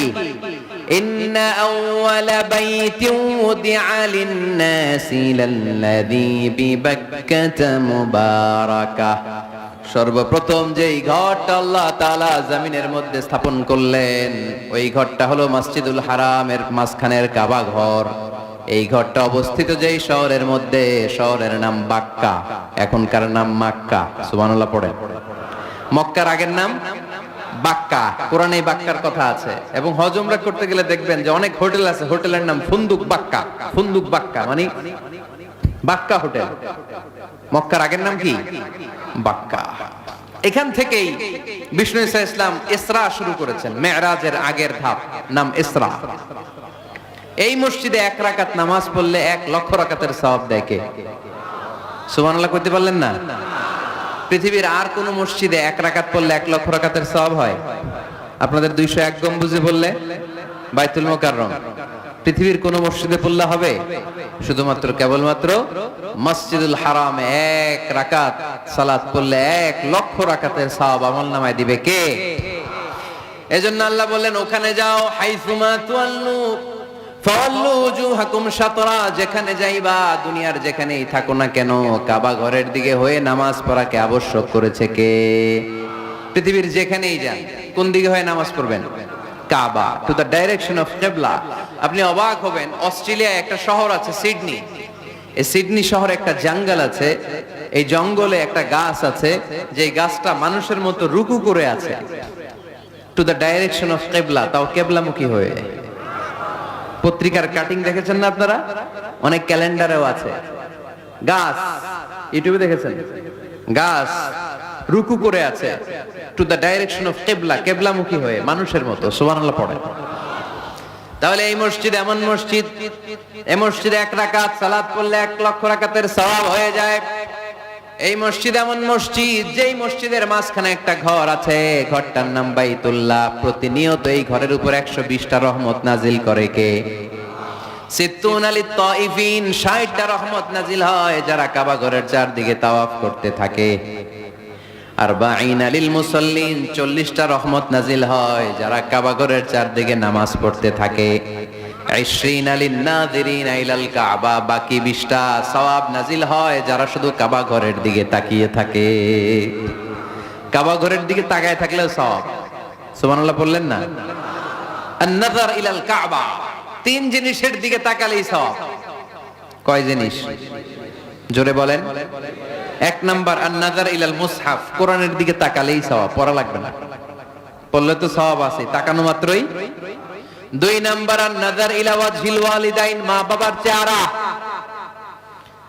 মা বাবার খেদমত করলে তো সওয়াব আছে, টাকা দিলে তো সওয়াব আছে, কিন্তু মা বাবার চেহারার নজরের দিকে যদি রহমতের নজরে একবার তাকান, একটা কবুল হজ করলে যেই সওয়াব, ওই সওয়াব আমল নামায় দিবে কে? মা বাবা এমন জিনিস আমরা চিনলাম না। আমরা পীর সাহেবের দরবারে লাউ নিয়ে যাই আর গান গাই, সাদের লাউ বানাইলো মোরে, আগা খাইলাম ডগা খাইলাম, খাইলাম না ডুগডুগি না। তো কই লাউ নিয়ে যান আপনি, কই হাদিয়া নিয়ে যান? আসল পীর সাহেব তো আপনার ঘরে। আপনার আব্বা সবচেয়ে বড় পীর সাহেব, আপনার আম্মা জান আপনার জন্য সবচেয়ে বড় পীর সাহেব। গোটা বিশ্বের সব পীর সাহেব যদি 50 বার করে কোরআন খতম দিয়ে এক গ্লাস পানির মধ্যে ফু দেয়, আর আপনার আব্বা শুধু বিসমিল্লাহ বলে যদি এক গ্লাসের পানিতে ফু দেয়, ওই গ্লাসের পানির ফুটা আল্লাহর কাছে কবুল হয়ে যাবে। এজন্য বিশ্বনবী বলতেন, আল জান্নাতু তাহতা আকদামি উম্মাহাতিকুম। ও দুনিয়ার মানুষেরা শোনো, দুনিয়ার পুরুষ মানুষদের পায়ের নিচে থাকে জুতা, জুতার নিচে থাকে বালু আর মাটি, আর দুনিয়ার বুকে এক একটা মায়ের পায়ের নিচে থাকে তার সন্তানদের জান্নাত। ওগো মা তুমি এই ধরনের শ্রেষ্ঠ নেয়ামত, তোমারই পদ তলে রয়েছে জান্নাত। ওগো মা তুমি এই ধরনের শ্রেষ্ঠ নেয়ামত, তোমারই পদ তলে রয়েছে জান্নাত। সুবহানাল্লাহ পড়েন। কি মা? এ মারে আমরা চিনি না। লাউ কাতা'তা জিলদাক, তোমার গায়ের চামড়া কেটেও যদি মাকে জুতো বানিয়ে দাও, ওই যে ছোটবেলায় দুধ খাইছিলা, এক ঢোক দুধের শোধ আদায় হবে না। এক ঢোক দুধের শোধ আদায় হবে না। ওই মা। 3 বার বললেন আল্লাহ রাসূল এই মায়ের কথা। কয়বার? আল্লাহ হাবিব বললেন মা মা মা, তারপরে মা কয়বার? বাবা কয়বার? তার মানে ইসলাম মাকে দিয়েছে স্বর্ণ পদক, ইসলাম মাকে দিয়েছে রৌপ্য পদক, ইসলাম মাকে দিয়েছে ব্রোঞ্জ পদক, বাবাকে দিয়েছে সান্ত্বনা পুরস্কার। ঠিক কিনা? 3 বার যদি মা হয়, একবার যদি বাবা হয়, তাহলে স্বর্ণ পদক কে? রৌপ্য পদক, ব্রোঞ্জ পদক, সান্ত্বনা পুরস্কার। সুবহানাল্লাহ কইতে বললেন না? ওই মায়ের চেহারার দিকে যদি রহমতের নজরে একবার তাকান, কবুল হজের সওয়াব আছে না নাই? তাহলে 1 নাম্বার কোরআনের দিকে নজর করলে সওয়াব, 2 নাম্বার মা বাবার চেহারার দিকে নজর করলে সওয়াব, 3 নাম্বার আল্লাহর কাবা ঘরের গিলাফের দিকে যখন নজর করে তাকাবেন, 20টা রহমত নাজিল করবে কে?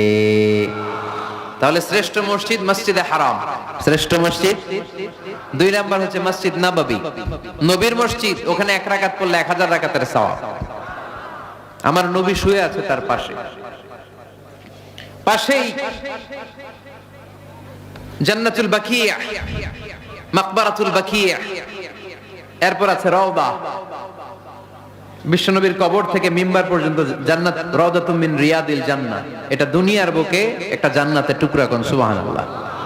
ওখানে নামাজ পড়ার জন্য খুব ধাক্কাধাক্কি হয়। পুরো মসজিদে নববীর কার্পেটের এক কালার, ওইটার কার্পেটের আরেক কালার। যারা হজ ওমরা করেছেন দেখে এসেছেন, জায়গা পাওয়া যায় না, খুব ধাক্কাধাক্কি হয় ওই জায়গাটাতে সালাত পড়ার জন্য। এটা হচ্ছে দ্বিতীয় মসজিদ শ্রেষ্ঠত্বের দিক থেকে। তৃতীয় মসজিদ হচ্ছে মসজিদে আকসা, ফিলিস্তিনে। আহা, এই দুইটাতে যাওয়ার সুযোগ হইলো, ওইটাতে যাওয়ার সুযোগ নাই। ইসরায়েলি হায়নাদের দখলে। চিল্লা এখন ঠিক কিনা? আমরা আল্লাহর কাছে চাই আমরা মসজিদুল হারাম, এই মসজিদ নববীতে যেমনে সালাত পড়তে পারি, বাইতুল মাকদাসে যেও যেন সালাত পড়তে পারে। আল্লাহ তুমি তৌফিক দাও। বাইতুল মাকদাসে 1 রাকাত পড়লে 250 রাকাতের সওয়াব। আরেক বর্ণনা এসেছে 500 রাকাতের সওয়াব। এই 3টার পরে দুনিয়ার যত বড় মসজিদ হোক না কেন, সবগুলোর সওয়াব সমান। সুবহানাল্লাহ পড়েন। তাহলে আমরা মসজিদ আবাদ করতে চাই। কি করতে চাই? এই মসজিদ হচ্ছে আমাদের মুসলমানদের সামাজিক ঐক্যের কেন্দ্রবিন্দু। সামাজিক ঐক্যের কেন্দ্রবিন্দু আমাদের মসজিদ। বুঝতে হবে, এটা খ্রিস্টানদের চার্চের মতো, এটা ইহুদিদের সিনাগগের মতো, এটা শিখদের গুরুদুয়ারার মতো গতানুগতিক কোনো ইবাদতগাহ বা উপাসনা কেন্দ্র নয়। এটা আমাদের ঐক্যের ভিত্তি। চিল্লায় বলেন ঠিক কি না? বিশ্বনবী মসজিদে নববী থেকে সব করেছেন। বিশ্বনবীর মসজিদে নববীটাই ছিল ক্যান্টনমেন্ট, সেনাবাহিনীর ক্যান্টনমেন্ট ছিল এটা। বিশ্বনবীর মসজিদে নববী ছিল গণভবন, আমার নবীর মসজিদে ছিল বঙ্গভবন। এইখানেই ছিল সুপ্রিম কোর্ট, হাই কোর্ট। এখানে বসেই বিশ্বনবী যুদ্ধের জন্য সেনা প্রেরণ করতেন। এখানে বসেই বিশ্বনবী বেকারদের কর্মসংস্থান করতেন। এখানে বসেই বিশ্বনবী বিধবা নারীদের জন্য ভাতার ব্যবস্থা করে দিতেন। এই মসজিদের মধ্যে বসেই বিশ্বনবী আহলে সুফার সাহাবীদেরকে হাদিসের শিক্ষা দিতেন। সুবহানাল্লাহ পড়ে। এজন্য মসজিদের নানামুখী ব্যবহার আছে। আমরা শুধু এটা ইবাদতের জন্য রাখছি, কিন্তু বিষ্ণু ইসলাম এটাকে নানা কাজে লাগিয়েছেন। আমাদের মসজিদগুলোকে আমরা শুধুমাত্র জিকির আর সালাতের জন্য নির্ধারণ করেছি, কিন্তু বিষ্ণু ইসলাম নানামুখী কাজ এই মসজিদের ভেতরে করেছেন। মসজিদে নববী বাচ্চাদের জন্য উন্মুক্ত ছিল, নারীদের জন্য উন্মুক্ত ছিল, হিজরাতের জন্য উন্মুক্ত ছিল। সুবহানাল্লাহ কইতে পারলেন না? হিজরা আছে এলাকায়, টাঙ্গাইলে দেখলে কি করেন? টিটকারি মারেন, হাসেন। আপনাকে মারে? হ্যাঁ, ওরাই মারে। কি টাকা দাবি করে না? এই দোষটা ওদের না, তো দোষটা তো আমাদের। ওদেরকে তৃতীয় লিঙ্গি হিসেবে স্বীকৃতি দিয়েও ওদের সব ধরনের সুযোগ সুবিধা গভর্নমেন্ট হয়তো এখনো দিয়ে সারতে পারে না। এটা গভর্নমেন্টের দায়িত্ব। এই বিশাল জনগোষ্ঠীকে গভর্নমেন্ট কি করবে? 2008 সালে ভোটাধিকার দেওয়া হয়েছিল, তারপরেও কোথাও এদের জন্য নাম নাই। একটা বাচ্চা যদি হিজরা হয়ে জন্মায়, মা বাবা তার পরিচয় কারো কাছে দিতে চায় না, লজ্জায়। এর স্কুলে ভর্তি করাইলে স্কুলের ফর্মে আছে ছেলে বা মেয়ে, এটার কোন জায়গায় দিব? ছেলেতে না মেয়েতে? আহা, এজন্য এরাও সমাজে বিচ্ছিন্ন, আলাদা। এরা খুঁজতে থাকে, দেখি আমার মতো কে আছে, তখন এরা হিজরা পাড়ায় চলে যায়। যে একসাথে থাকে, একজনের নেতৃত্বে বরের গাড়ি আটকায়, আর কয় 5,000 টাকা দে, নাইলে তোর খবর আছে। আছে না নাই? নতুন বাচ্চা হইলেই কাঁথা শুকাইতে দেখলে ওরা যে হামলা করে, বাচ্চারা নিয়ে খেলাধুলা শুরু করে। তো ওদেরকে তো আমরা কর্মসংস্থানের ব্যবস্থা করি নাই তো আমরা। পৃথিবীর বিভিন্ন দেশে সুপার শপে দেখবেন হিজরা। এটা খুবই ন্যাচারাল। আমারও একটা সন্তান হিজরা হইতে পারে না? আপনার একটা সন্তান, ছেলে মেয়ে কোনোটা না হইয়া হিজরা হইতে পারে না? আমি যে ছেলে হইছি কার ইচ্ছায়? আমার বোন যে মেয়ে হইছে কার ইচ্ছায়?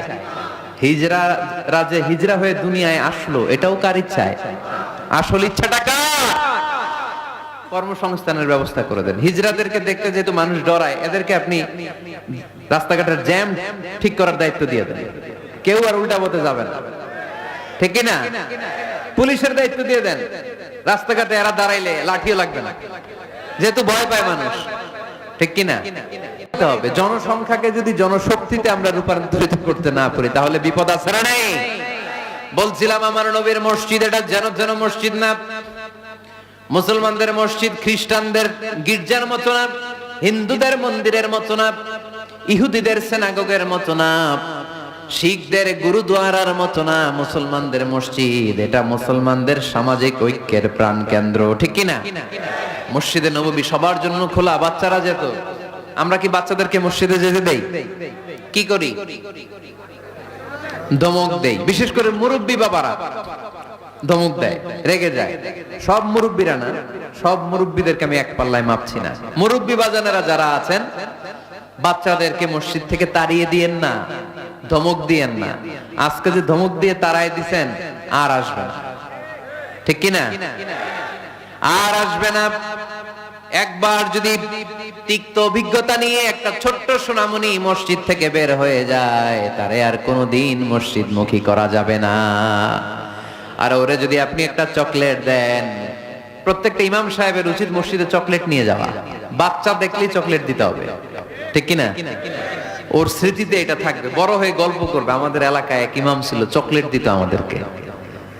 কত সুন্দর, কত সুন্দর অভিজ্ঞতা থাকবে তার। আর যদি ধমক দেন, বলবে ইমাম আসিল একটা বদের আড্ডি, মসজিদে ঢুকলে আমগুলো ঠ্যাঙ্গাইতো খালি, বলবে না এটা? আর চকলেট দিলে আজীবন আপনারা স্মরণ রাখবে। এজন্য বাচ্চাদেরকে কখনো মসজিদ থেকে তাড়িয়ে দেয়া যাবে। মসজিদে নববীতে যদি বাচ্চা ঢুকতে পারে, আমাদের মসজিদে কি সমস্যা?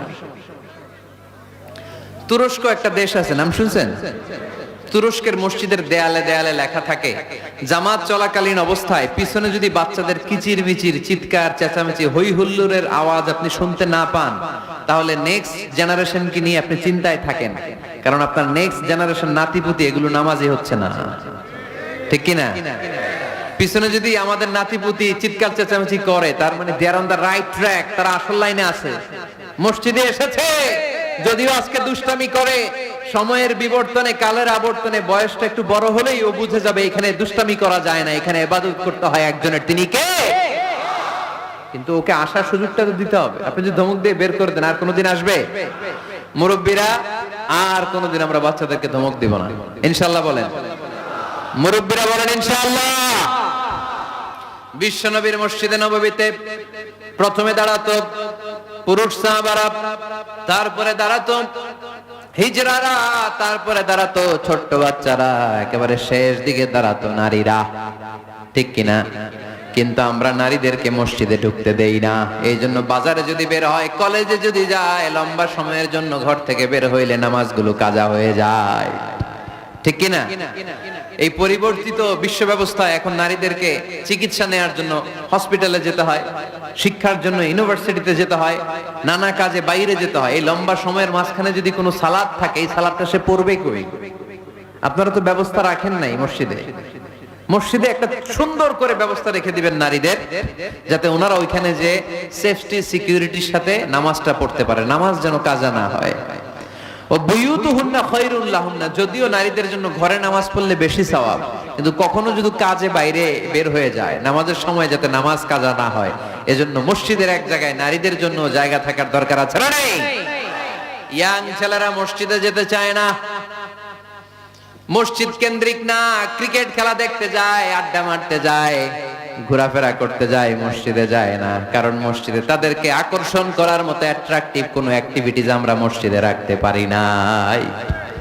ওদের তো একটা কাজ লাগবে। ইয়াংরা টিম ওয়ার্ক পছন্দ করে। কি করে?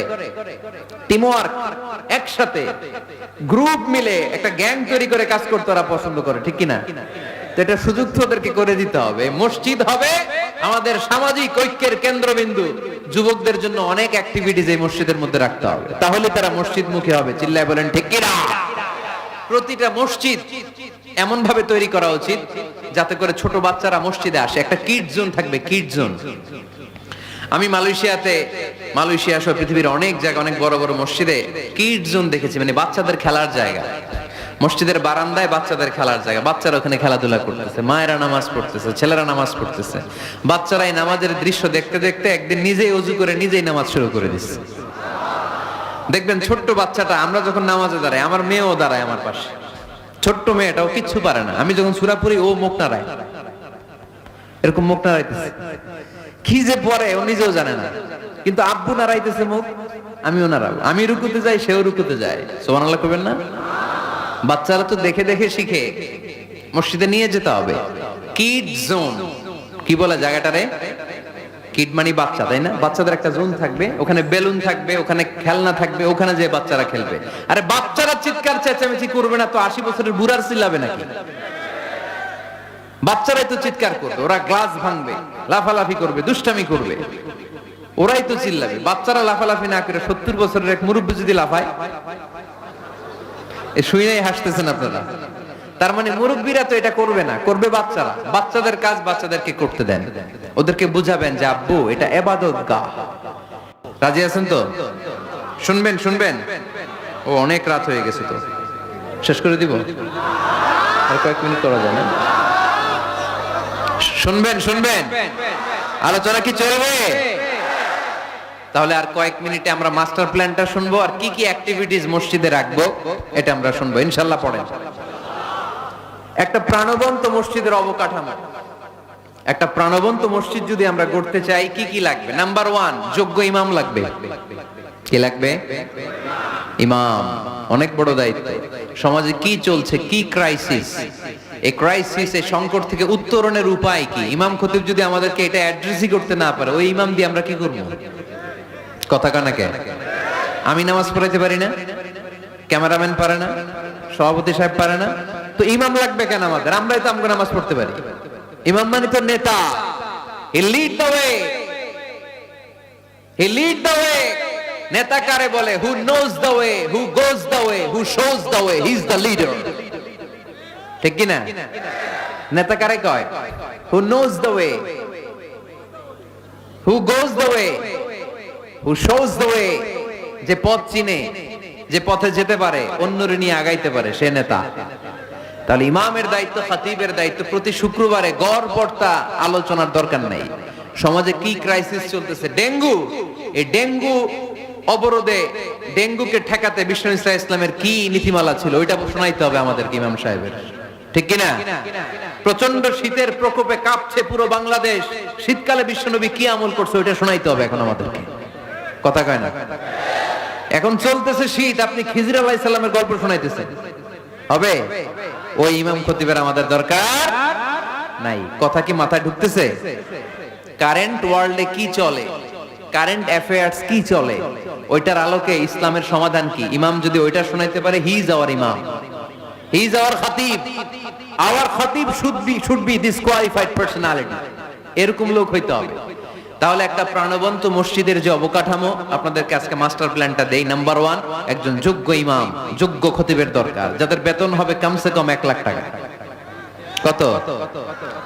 হুজুর এইবার আর আমরা নাই, অহন আমি নাই, অহন আমনে থাকেন, দিবেন না?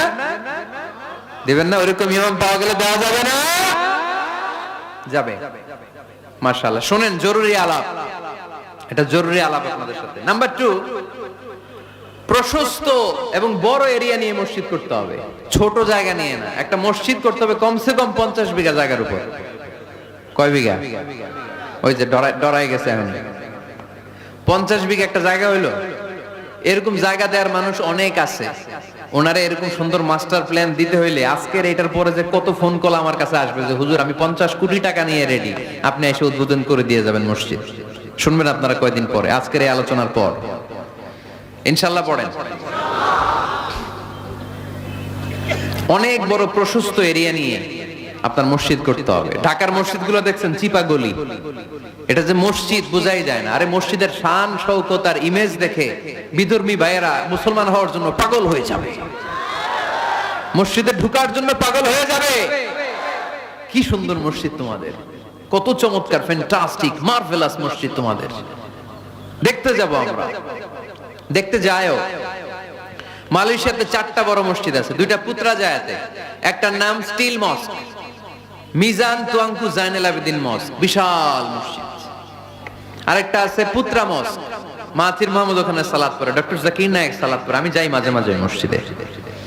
এরপর মসজিদ বিলায়া আছে একটা, বিলায়া পেরসেকতুয়ান ফেডারেল টেরিটরি মস্ক, আল্লাহু আকবার, তুরস্কের ব্লু মস্কের আদলে করা। আরেকটা আছে মালয়েশিয়ার জাতীয় মসজিদ নেগারা, মসজিদ নেগারা বলে এটাকে, জাতীয় মসজিদ। এত সুন্দর মসজিদ, বিশাল এরিয়া নিয়ে মসজিদ, কোনো ছোট জায়গায় হবে না, বিশাল এরিয়া নিয়ে। 5 জায়গানা নামাজের জন্য আলাদা ছোট্ট মসজিদ জায়গা হতে পারে, কিন্তু জামে মসজিদ হলে ওটা ছোট বানাইলে চলবে? এটা যদি আমাদের সামাজিক ঐক্যের কেন্দ্রবিন্দু হয়, এটা তো অনেক বড় গ্যাদারিং এর জায়গা থাকতে হবে, ঠিক কি না?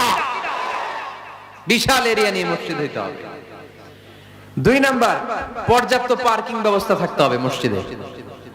একমত না দ্বিমত? এইখানে যদি আপনি জগৎ বিখ্যাত আলেম রাখেন, খতিব রাখেন, যিনি প্রতি সপ্তাহে কি ঘটে বাংলাদেশে ওইটারে কোরআন হাদিসের আলোকে ব্যাখ্যা করে, তো ওনার কথা শোনার জন্য এরকম লাখ লাখ লোক জড়ো হবে না? এরা এদের প্রাইভেট কার নিয়ে আসবে, অনেক এলিট লোকেরা প্রাইভেট কার নিয়ে আসবে ওনার খুতবা শোনার জন্য। অনেকে নিজের হুন্ডা চালায় আসবে, সাইকেল নিয়ে আসবে, এগুলো রাখবে কোথায়? রাস্তায় জ্যাম বাজাবেন নাকি? না, বিশাল পার্কিং লট থাকবে, ওই পার্কিং লটে প্রত্যেকের পার্কিং এর ব্যবস্থা থাকবে। প্রয়োজনে এই পার্কিং এর মধ্য দিয়ে আইডিয়া জেনারেটিং একটা সিস্টেম আপনি করতে পারেন, যে গাড়ি পার্ক করলে 20 টাকা, হুন্ডা পার্ক করলে 10 টাকা। এক জায়গায় আমার মাহফিলে শুধু পার্কিং দিয়ে কামাইছে 7 লক্ষ টাকা। সুবহানাল্লাহ নাই? This is called idea. বর্তমান পৃথিবীতে আইডিয়ার বড় দাম। পার্কিং লট রাখতে হবে, বিশাল বড় পার্কিং লট। মসজিদ ছোট জায়গায় হবে না, অনেক বড় জায়গায়, খোলামেলা ভেন্টিলেশন সিস্টেম থাকতে হবে। এরপরে মনোরম ওয়াশ এরিয়া লাগবে, ওয়াশ এরিয়া যেখানে সুন্দর ওযু করা যায়, গোসল করা যায়। আমাদের বাংলাদেশের মসজিদের টয়লেটে ঢোকা যায়, দুর্গন্ধ কারে কয়? বদনার মধ্যে হাত দেওয়া যায় না, টিস্যু নাই। এই ফ্ল্যাশ দিছে কে? ফ্ল্যাশ দিও না, মোবাইলের ফ্ল্যাশ বন্ধ করো। আমাদের মসজিদগুলোর টয়লেটের দিকে খেয়াল করছেন? কেন হিন্দুরা মুসলমান হবে? কেন কেন আসবে? এই দুর্গন্ধের জায়গায় আসবে কেন? আমি তো যেতে পারি না বাংলাদেশের কোন মসজিদের টয়লেট, আমি ঢুকতে পারি না। বদনাটা ধরা যায় না, তেলাপোকা, মাকড়সার বাসা, টিকটিকি কান্দের উপরে এসে পড়ে। আছে না নাই? 6 মাসও পরিষ্কার করেন একবার।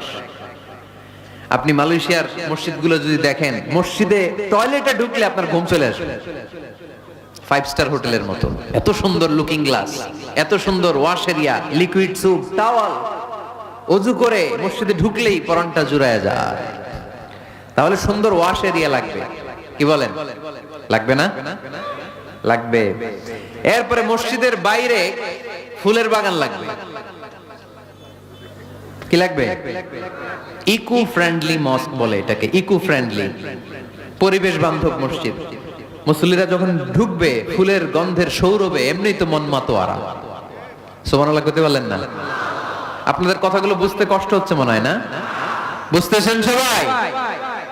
ফুলের বাগান লাগবে মসজিদের চারদিকে, ফুলের বাগান, পাতাবাহার, ফুলের গাছ, সুগন্ধে মসজিদ থাকবে আমোদ। এরপরে মসজিদে বিশুদ্ধ পানি খাওয়ার ব্যবস্থা থাকতে হবে, ফর ফ্রি। ফিল্টার দিয়ে বিভিন্ন জায়গায় পানির ব্যবস্থা। আল্লাহর বান্দারা নামাজ পড়তে আসে, পানি খাওয়ার জায়গাটাও নাই। এরকম মসজিদ আছে না নাই? সুন্দর পানি খাওয়ার ব্যবস্থা রাখতে হবে আপনাদের ওই মসজিদে, যে মসজিদটাকে সামাজিক ঐক্যের কেন্দ্রবিন্দু আপনারা বানাতে চান। এই আপনারা উঠছেন কারা কারা? কি হয়েছে আপনাদের? হ্যাঁ, বসেন বসেন বসেন, একসাথে যাব আমরা। তাহলে ফুলের বাগান গেল না, এটাকে বলে ইকো ফ্রেন্ডলি মস্ক, পরিবেশ বান্ধব। বিশুদ্ধ খাবার পানি, এরপর লাগবে এয়ারকন, লাগবে সিসি ক্যামেরা, লাগবে ক্লোজ সার্কিট ক্যামেরা, কোনো সমস্যা হলে যাতে ফুটেজ আমরা বের করতে পারি, কি বলেন? উন্নত কার্পেট লাগবে, ডিজিটাল সাউন্ড সিস্টেম লাগবে। অনেক জায়গায় আল্লাহু আকবার, ওদিকে মুকাব্বির কয় আল্লাহু আকবার, মাইক নাই, মাইক নষ্ট। তো মাইক নষ্ট, আপনি কি করছেন? ঠিক করেন না কেন এগুলো? ডিজিটাল সাউন্ড সিস্টেমের কোনো বিকল্প নাই। এরপর জুতা রাখার নিরাপদ বাক্স লাগবে। কি কন? বড় লোকেরা মসজিদে যায় না জুতা চুরির ভয়ে। এর জুতার দাম 30,000 টাকা, মসজিদে যায় কি এটা হারাবে নাকি? কথা বলেন। ওখানে যদি জুতা রাখার সেলফ সিকিউরিটি বক্স থাকতো, উনি 10 টাকা দিয়ে হইলে ওখানে রাখতো, পরে টোকেন দিয়ে আবার নিজের দামে জুতা ফিরিয়ে নিত। কথা বলেন। প্রতিটা মসজিদে এরকম জুতা রাখার সুন্দর নিরাপদ বাক্সের দরকার আছে না নাই? তারপরে সূত্রা লাগবে, সূত্রা সুন্নত নামাজ পড়ার জন্য এই যে সূত্রা থাকে না, যাতে সামনে দিকে গেলেও সমস্যা নেই, এই সূত্রাগুলো লাগে। রেহাল লাগবে, টিস্যুর বক্স লাগবে, টাওয়াল লাগবে, আতরের বোতল লাগবে। মসজিদের বিভিন্ন জায়গায় আতরের বোতল থাকবে, পারফিউম মেখে মেখে নামাজে দাঁড়াবেন। আর রমাদানে এই মসজিদের ভিতরে একসাথে ইফতারি করার সুযোগ থাকতে হবে। কথা বলেন ঠিক কিনা? কি দরকার ঘরে ইফতারি করার? ইফতারিগুলো নিয়ে আপনি মসজিদে যান, মহিলারা মহিলাদের এরিয়াতে বসবে, ভাইরা ভাইদের এরিয়াতে। কি সুখ, আনন্দের হাসি হাসেন, একসাথে খান। সারা দিনের রোজার কষ্টটারে ভুলায় দিবে কে? আল্লাহ। ফ্যামিলি নিয়ে মসজিদে যান আর না যান, ইফতারি পাঠায় দেন, অথবা পথিকদের জন্য, মুসাফিরদের জন্য ইফতারের ব্যবস্থা রাখেন, একসাথে ইফতারি করবেন মসজিদে। মসজিদে নববীতে তাই হতো। নারীদের জন্য আলাদা জায়গার কথা বলেছি, এটা হবে সেফটি এন্ড সিকিউরিটির সাথে। পুরুষদের দরজা একদিকে, নারীদের দরজা আরেকদিকে। নারীরা নারীদের ওই জায়গা দিয়ে ঢুকবে, ওই জায়গা দিয়ে বের হবে। এটা আলাদা দেয়াল দেয়া থাকবে, এদের টয়লেট আলাদা, ওয়াশরুম আলাদা, ওয়াশিং এরিয়া আলাদা, সবকিছু হবে আলাদা। নারীদের মসজিদে আসার দরকার আছে না নাই? সেফটি সিকিউরিটির সাথে তারাও এসে কোরআনের কথা শুনতে হবে। এই মসজিদ 24 ঘন্টা খোলা থাকতে হবে, 24 আওয়ার্স। কয় ঘন্টা? প্রায় মসজিদের লাইট বন্ধ করে দেয়, টয়লেট বন্ধ করে দেয়, আছে না নাই? তাহাজ্জুদ পড়তে অনেকে যেতে পারে না। মুসাফির মানুষ রাত 12টার দিকে নামাজটা পড়বে, সুযোগ নাই, আছে না নাই? মসজিদের সিকিউরিটি গার্ড লাগবে, কড়া সিকিউরিটি গার্ড, চারদিকে সিকিউরিটি গার্ড থাকতে হবে। শিশুদের জন্য আলাদা জায়গার কথা বলেছি। এই মসজিদে সেমিনার হল থাকবে। কি থাকবে? এখানে প্রতি মাসে সেমিনার হতে হবে। কমিউনিটি সেন্টার থাকবে মসজিদের পাশে অ্যাটাচ করা। কি সেন্টার? এলাকার সব বিয়ে টাঙ্গাইলের এই মসজিদ হইতে হবে। কথা কন। এজন্য তো মেয়েরা উলঙ্গ জামা পরে বিয়ের অনুষ্ঠানে নাচে কেন? মসজিদে বিয়ে হয় না যে? এগুলো তো হয় বাড়ির ছাদের উপরে, দুম্মা চলে দুম, নাচানাচি, হিন্দি গান। মসজিদের কমিউনিটি সেন্টারে বিয়ে হলে হিন্দি সিনেমা লাগানোর সাহস কেউ পাবে? নারীগুলো সব হেজাব আর বোরকা পরে আসবে বিয়ের অনুষ্ঠানে, ঠিক কিনা? সামান্য খেজুর বিতরণ করে বিয়ে শেষ, এটাই বিয়ের অলিমা। এদিকে ইজাব, এদিকে কবুল, খেজুর ছিটাই দিলাম, খায়া বাড়িতে জানার দোয়া করে। সহজ না কঠিন? সহজ না কঠিন? কমিউনিটি সেন্টারে বিয়ে হবে, মসজিদের সাথে অ্যাটাচ করা, মসজিদের সাথে অ্যাটাচ লাইব্রেরি থাকতে হবে। কি থাকতে হবে? এই লাইব্রেরিতে পড়াশোনা করবে এলাকার লোকজন। সর্বশেষ মসজিদ ম্যানেজমেন্ট অফিস থাকবে। এই যে পুরো মসজিদের মাস্টার প্ল্যান আপনাদের সাথে শেয়ার করলাম, এটার ম্যানেজমেন্ট বিভাগ থাকার দরকার আছে না নাই? এই ম্যানেজমেন্ট অফিস থাকতে হবে। এরকম মসজিদ বাংলাদেশে হোক, আমরা চাই কি চাই না? 64 জেলায় 64টা লাগবে। আমি একটা করব ঢাকায়, আর বাকি ব্যবসায়ীরা, বিজনেস ম্যাগনেট, সিআইপি যারা আছে আপনাদের এলাকায় আপনারা করবেন। যে কোনো সিআইপি, ভিআইপি, এমপি, মন্ত্রী আমার সাথে যোগাযোগ করতে পারেন। আমি আপনাদেরকে ইন ডিটেইলড এই মাস্টার প্ল্যান দিব। আপনার জেলায় জেলায় মসজিদ করলে প্রয়োজনে আমি নিজে যে উদ্বোধন করে দিয়ে আসবো। কিন্তু এরকম মডেল মস্ক, আল ওয়াসাতিয়া মডেল মস্ক প্রতিটি জেলায় জেলায় বাংলাদেশে থাকার দরকার আছে না নেই? শুধু নামাজের জায়গা বানায় রাখছি আমরা। কত কিছু করা যায়, কত নানামুখী কার্যক্রম আছে মসজিদের। এই মসজিদে তালিমুল কোরআনের প্রজেক্ট থাকবে, কোরআন শিক্ষার আসর, শিশুদের, মহিলাদের, বয়স্কদের দরকার আছে না নাই?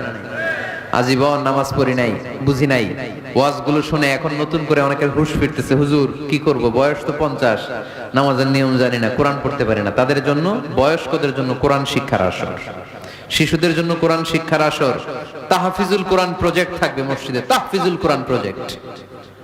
ফুল টাইম, পার্ট টাইম, 30 পারার হাফেজ, 5 পারার হাফেজ, 7 পারার হাফেজ, সমস্যা নাই। আমাদের দেশে মনে করে এক বাবার 5 ছেলে, একটারে হেফজখানায় দিয়েছি, তুই 30 পারাই করবি, আর বাকি 4 পোলা ওগর ইংলিশ মিডিয়ামে দিয়েছে, তোকে কোনো দায় দায়িত্ব নাই, তোরা খালি দুম্মা চলে দুম। আছে না নাই? এটা একটা ভুয়া আইডিয়া। একজনে 30 পারা মুখস্থ করবে, বাকি ছেলেগুলা করবে না, না এটা না। যে যতটুকু পারে। আরব দেশে, মিশরে আমি পড়াশোনা করেছি 5 বছর। আমি মিশরের ড্রাইভারদের সাথে দেখলে জিজ্ঞেস করতাম, হাবিবি আমেলে হাফিজতে কাম গুজ মিনাল কোরআন, কোরআনের কয় পারা মুখস্থ পারো? বলে মালিশ বা আশরাতা আকজাবাস। সরি, আমি আসলে বেশি মুখস্থ করতে পারি না, 10 পারা করছি। ড্রাইভার, সুবহানাল্লাহ নাই? মিশরের এমন কোন লোক নাই যারা 5 পারা 10 পারা কোরআনের হাফেজ না। তার মানে কোরআনের হাফেজ পার্ট টাইমও হওয়া যায়। ইংলিশ মিডিয়ামে পড়বে আপনার ছেলে, বিকেল বেলা পার্ট টাইম তাহফিজে এসে ও কোরআন হিফজ করবে। এরকম ছেলের দরকার আছে না নাই? ইংলিশেও কথা বলবে, কোরআনের ব্যাখ্যাও করে দিবে, চিল্লায় বলো ঠিক কি না? তালিমুল কোরআন প্রজেক্ট, তাহফিজুল কোরআন প্রজেক্ট। সাপ্তাহিক প্রশ্নোত্তর পর্ব থাকবে আপনাদের এই মডেল মস্কে। জীবন ঘনিষ্ঠ কত প্রশ্ন বোনদের থাকে আমাদের কাছে করে, এই প্রতিটা জেলার মসজিদ থেকে এগুলোর ফতোয়া দেওয়া হবে, ঠিক কি না? মাসিক ধারাবাহিক তাফসীর প্রোগ্রাম চলবে মসজিদে। তাফসীর প্রোগ্রামে আজকে কি বলে গেছে সারা বছর আর খেয়াল থাকে না, কিন্তু প্রতি মাসে যদি এই জামে মসজিদে বিষয়ভিত্তিক তাফসীর হয়, তাহলে ফিডব্যাক নেওয়ার সুযোগ আছে না নাই? কথা কি বুঝতে পারতেছেন আপনারা? মসজিদের উদ্যোগে যুবকদের জন্য অনেক অ্যাক্টিভিটিস দরকার। নাম্বার 1, খেলাধুলা। মসজিদের পাশেই প্লেগ্রাউন্ডে খেলাধুলার আয়োজন করতে হবে। কথা কি শুনতেছেন? আল্লাহর হাবিব নিজে মসজিদে নববীর পাশে খেলাধুলার আয়োজন করেছেন। সুবহানাল্লাহ নাই? সহিহ বুখারীর হাদিস, ঈদের দিন মসজিদে নববীর পাশে বনু আরফিদা গোত্রের লোকেরা তীর দিয়ে খেলা শুরু করলো। বিশ্বনবী দেখতে আরম্ভ করলো। আম্মাজান আয়েশা বায়না ধরলেন, আমিও দেখবো। বিষ্ণু ইসা ইসলাম আম্মাজানকে কাঁধে তুলে পর্দা সরাইয়া দেখাইতে লাগলেন। আর খেলা দেখতে দেখতে বিষ্ণু ইসা ইসলাম নিজেই আনন্দিত হয়ে গেলেন। আমরা অনেক সময় হয় না, গোল দেওয়ার আগে আমরাই নড়ে চড়ে উঠি, এইভাবে গোল করে উঠি, এইভাবে গোল গোল গোল গোল গোল গোল, লাফায় না এরকম? আল্লাহ রাসূল সাল্লাল্লাহু আলাইহি ওয়াসাল্লাম খেলা দেখতে দেখতে নিজেই উত্তেজিত হয়ে গেলেন এবং যারা খেলছিল তাদেরকে বললেন, এই বনি আরফিদা, এইভাবে মারো, তীর এইভাবে ধরো। সুবহানাল্লাহ পড়েন। তো মসজিদের পাশে যদি খেলার ব্যবস্থা থাকে, বিকেল বেলা খেলার পরে ওরা কি মসজিদে ঢুকবে না? অ্যাক্টিভিটিস নাই, এজন্য খেলার পরে চলে যায়, দুম্মা চলে দুম, মসজিদের সাথে সম্পর্ক নাই। যুবকদের জন্য 2 নাম্বার প্রজেক্ট, মসজিদ থেকে শিক্ষা সফর হবে, স্টাডি ট্যুর। কি হবে? কুল সিরু ফিল আরদ ফানজুরু কাইফা কানা আকিবাতুল মুকাদ্দিবিন। এই মসজিদের উদ্যোগে আপনাদের এই টাঙ্গাইলের ভাওয়াল এলাকা আছে না, কি সুন্দর সুন্দর কত কিছু দেখার সুযোগ আছে, ওখানে যাবেন, কক্সবাজার নিয়ে যাবেন। এটা মসজিদের উদ্যোগে প্রজেক্ট নিতে হবে। Number 3, leadership campaign. কি করে নেতৃত্ব তৈরি করতে হয়। আজকের শিশু আগামী দিনের ভবিষ্যৎ, আজকের যুবকরাই আগামীর বাংলাদেশ, ঠিক কিনা? কি করে লিডারশিপ কোয়ালিটি গ্রো করতে হয় এই ক্যাম্পেইনে শেখানো হবে। সর্বশেষ যুবকদের জন্য যে ইভেন্ট থাকবে এই মসজিদে, ইতিকাফ ইভেন্ট। কি ইভেন্ট? আপনাদের এলাকায় যুবকরা ইতিকাফে বসে? কারা বসে? মুরব্বীরা। তাও অনেক জায়গায় মুরব্বীও খুঁজে পাওয়া যায় না, তো ওনারে টাকা দিয়ে ভাড়া কইরা ইতিকাফে আনতে হয়। নাউজুবিল্লাহ পড়বেন না? ইতিকাফের মতো এত বড় গুরুত্বপূর্ণ ইভেন্ট এটা মুরব্বীরা করে, তাও টাকা দিয়ে ভাড়া করে আনতে হয়। আল্লাহু আকবার। মালয়েশিয়াতে সব যুবকরা ইতিকাফ করে, মিশরে সব যুবকরা ইতিকাফ করে।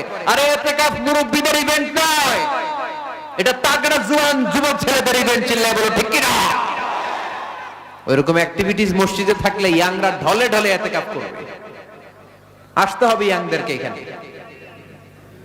মুরব্বীদের মাজায় ব্যথা, কাশি দিলে বুকে ব্যথা, ডায়াবেটিস, আলসার, ওনারা কিসের ইতিকাফ করবে? এরা তো ঘরে বসে নামাজ যদ্দুর পড়তে পারে, এটাতেই ডবল সওয়াব, ঠিক কি না? ইতিকাফ মুরব্বীদের ইবাদত নয়, ইতিকাফ যুবকদের ইবাদত। আমরা এই অ্যাক্টিভিটিস মসজিদে দিতে পারি নাই, ফলে যুবকরা আসে না। যাকাত দেয়া, কুরবানির গোশত বিতরণ, জরুরি ত্রাণ তহবিল, মেডিকেল ক্যাম্প, বিবাহ প্রকল্প যারা মেয়েদেরকে বিয়ে দিতে পারে না, পথ শিশু প্রকল্প, খাদ্য প্রকল্প, এগুলো থাকবে মসজিদে। এই মসজিদ কেন্দ্রিক প্রতিযোগিতা হবে, সিরাত কম্পিটিশন, নাশিদ কম্পিটিশন, কবিতা আবৃত্তির কম্পিটিশন। করা যাবে না? মসজিদে নববীতে বিষ্ণু ইসলাম হাসান বিন সাবিত নামে এক কবি সাহাবীর জন্য আলাদা একটা মিম্বার করে দিয়েছিলেন। আজও এই মিম্বারটা আছে, এটা হাসান বিন সাবিতের মিম্বার। নবী বসতেন ওই মিম্বারে, হাসান বিন সাবিত এই মিম্বারে। তিনি বিশ্বনবীর পক্ষে কবিতা গেয়ে গেয়ে সাহাবীদেরকে উদ্বুদ্ধ করতেন। কবিতার প্রতিযোগিতা করতে হবে মসজিদে, নাশিদ কম্পিটিশন করতে হবে, কেরাত কম্পিটিশন, সিরাত কম্পিটিশন। আমাদের ছোট্ট সোনামণিরা আমার প্রিয় নবীকে চিনে না, ওদেরকে প্রিয় নবীকে চিনতে দেওয়া হয় না। তারা এই সিরাত কম্পিটিশনে আমার নবীকে জেনে জেনে নবীর নামে প্রতিযোগিতা করবে। আওয়াজ করে বলেন ঠিক কিনা? এই মসজিদের আন্ডারে একটা প্রকাশনা সেন্টার থাকতে হবে, সব ধরনের বইপত্র এই মসজিদ থেকে বেরোবে। বাৎসরিক মাহফিল হবে, সম্মেলন। আর এই মসজিদকে ঘিরে ইসলামিক ক্যাডেট মাদ্রাসা তৈরি হবে। এই যে মাস্টার প্ল্যান আর অ্যাক্টিভিটিস আপনাদেরকে বললাম, এগুলো হচ্ছে একটা প্রাণবন্ত মসজিদের অবকাঠামো। এরকম মসজিদ যদি হয়, আমাদের শিশুরা, আমাদের যুবকরা কি মসজিদে যাবে না? আমি এরকম মসজিদ করে বাংলাদেশকে দেখায় দিব ইনশাআল্লাহ। আর যারা করতে চান আমার সাথে যোগাযোগ করবেন, আমরা যেন মসজিদ আবাদকারী হতে পারে। আল্লাহ তুমি তৌফিক দান করো।